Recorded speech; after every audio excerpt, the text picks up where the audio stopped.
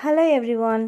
ఇక్కడైతే నిన్న నేను పెట్టాను కదా, ఆల్రెడీ మగ్గం వర్క్ చేశాను ఒక శారీ మీద ఫ్రాక్ కుట్టాలి అని చెప్పేసి. అదనమాట ఫైనల్ అవుట్పుట్ అయితే ఇలా ఉందండి.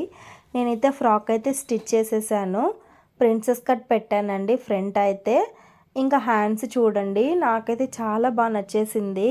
ఇది మన ఫస్ట్ ఆర్డర్ అనమాట, మగ్గం వర్క్ ఆర్డర్. సో ఫస్ట్ అయితే ఇచ్చారు వాళ్ళు మనకి 2 డ్రెస్సెస్కి అయితే మగ్గం వర్క్ వేయాలి. ఇదైతే ఫస్ట్ డ్రెస్ అండి.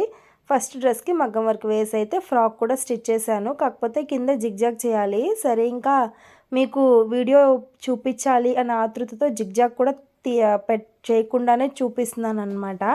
చూడండి ఎంత బాగుందో.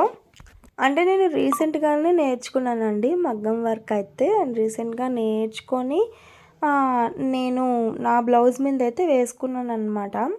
సో ఇంకా నేనైతే చెప్పాను అందరికీ, ఈ విధంగా నాకు మగ్గం వర్క్ కూడా అవైలబిలిటీ ఉంది మన దగ్గర అని అయితే చెప్పాను అనమాట. సో ఒక కస్టమర్ అయితే మనల్ని నమ్మి ఇచ్చారు. ఇంక అందుకని చెప్పేసి చాలా జాగ్రత్తగా అయితే నేను మగ్గం వర్క్ అనేది ఇక్కడ చేసి ఫ్రాక్ అయితే స్టిచ్ చేసేసానండి. సో ఇదనమాట ఫైనల్ అనేది. ఎలా ఉంది ఏంటి అనేది కూడా నాకు కామెంట్ చేయండి. అండ్ ఇది వచ్చేసి టాప్ అనమాట, కుర్తీ.